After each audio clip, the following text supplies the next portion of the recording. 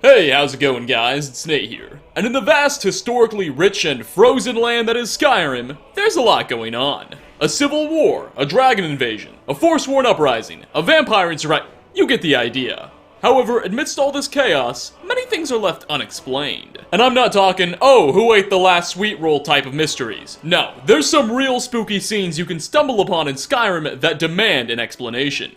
So, from mutilated skeletons to indescribable Dwemer mechanizations, we'll be taking a look at 5 more mysteries in The Elder Scrolls V Skyrim. Part 3, I think. Starting off, Skyrim is the home to dozens of strange structures known as word walls. They're stone monuments with a phrase carved into them in dragon tongue, and approaching one for the first time will grant the Dragonborn knowledge of a new dragon shout. Additionally, word walls generally also function as tombstones in a way, as the dragon carvings on them are usually a unique epitaph, honoring someone who died.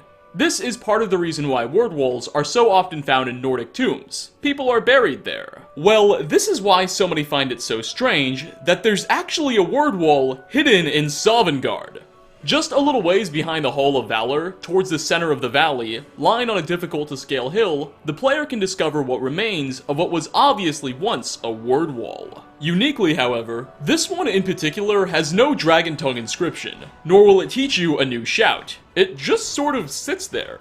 Furthermore, a bit of playing around in no-clip mode with console commands reveals that most of the wall is very much buried underground for some reason. This of course begs the question, what's it doing here? Now, obviously, I don't have the answer to this question, but what purpose this stone served if not to memorialize a fallen individual, and why it doesn't teach you a shout is something that likely only the writers can explain. Next on our list, Kagrenzel is a Dwemer ruin we visited before on this channel. On the eastern edges of the map in the Velothi Mountains, this once mighty dwarven structure has been the subject of much debate. However, for this video, I'd like to focus on the strange orb that greets players before you enter.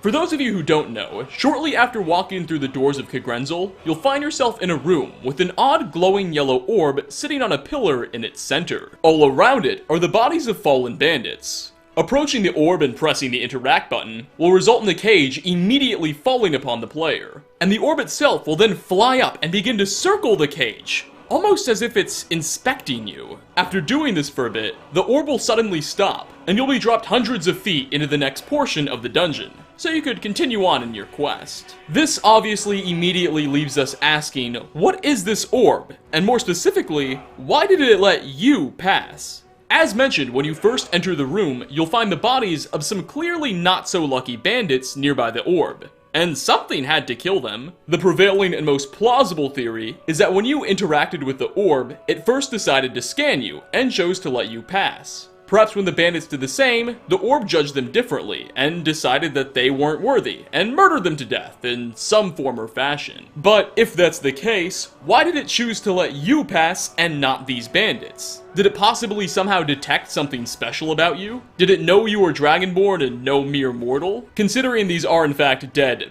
bandits, it's likely they didn't have the best moral character. Though that said, you the Dragonborn may not have been so squeaky clean yourself. Whatever the orb's reasoning behind making such a decision, I'd like to know. And I'd imagine, so would the dead bandits. For third spot, Last Vigil is an abandoned campsite, also in the Velothi Mountains in the Rift. If the player has been confronted by the Ebony Warrior, this is actually the place he'll summon you to fight at.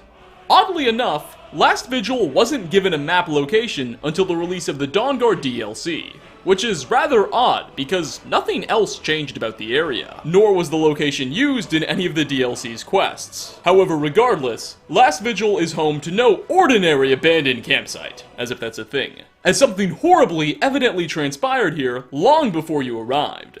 Underneath a collapsed tent will be a pinned skeleton, who noticeably has his arm detached and lying a little ways from the rest of him, almost as if it was ripped off and thrown.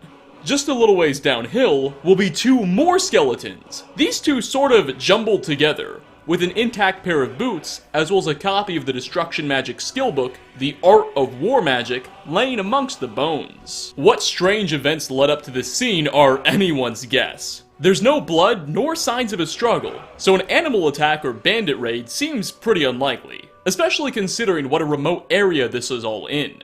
It does seem obvious that these skeletons belong to miners, what with all the pickaxes and ore nodes so close by. Yet, despite that, they don't seem to have any raw ore pieces with them. It's like they never actually got started doing the mining part to begin with. Who these unfortunate souls were and what took their lives is a secret now buried with the snow. Coming in at number 4, we have the eyebrow-raising case of Quinta Tower. North of Arcwind Point, again in the Rift, is an unmarked tower. When you visit it, it'll mainly be inhabited by a handful of unwelcoming Draugr.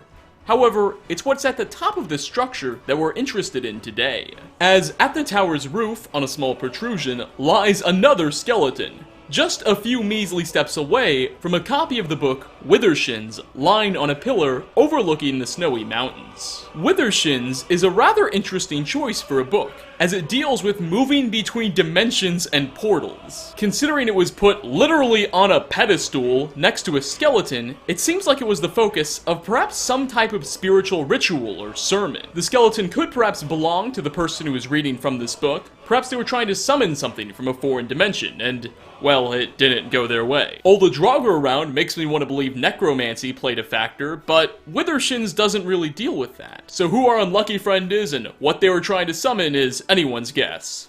All we know is that they weren't very successful. And finally, we've saved the most elaborate for last. Seekers are horrifying looking lesser Daedra, who can be found guarding Apocrypha, Hermaeus Mora's plane of oblivion. With Hermaeus Mora being the Daedric Prince of Knowledge and Memory, his specific realm is characterized by an abundance of books, and strange-looking black, oily tentacles. To be honest, I don't know why those are there. It's pretty freaky though. Chances are if you've played through the Dragonborn DLC questline, you know the Seekers quite well, as these overglorified octopuses are among the most common enemies you'll have to face. Though that said, if you're anything like me, when you first encountered one, their appearance definitely caught you a little off guard. Well, recently, there's been some serious debate regarding the origins of these multi-armed beings. Be prepared, I'm about to say the word Daedra a lot.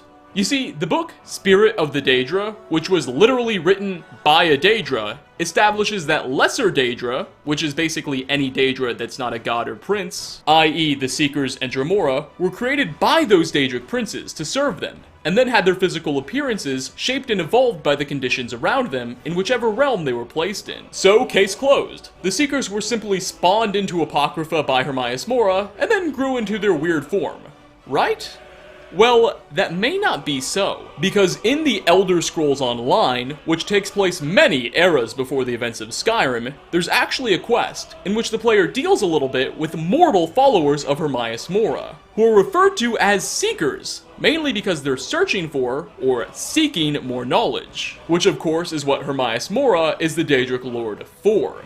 Many suspect that the Seekers we meet in Skyrim were once these very mortals, worshippers of Hermaeus Mora, who he then took into his realm promising more knowledge, and over time they went mad and evolved into their current appearance. In Skyrim, we see evidence of this.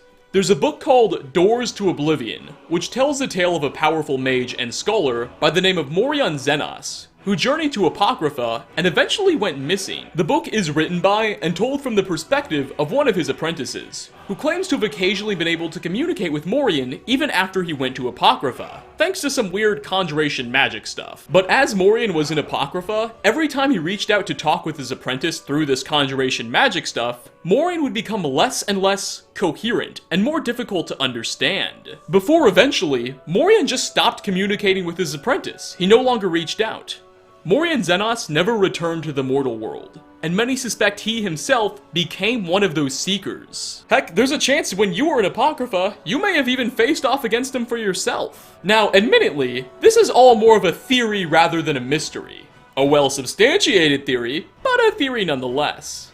However, even if it's not true, it raises the question just what exactly happened to Morion, as if he didn't transform into a Seeker, then what did he turn into?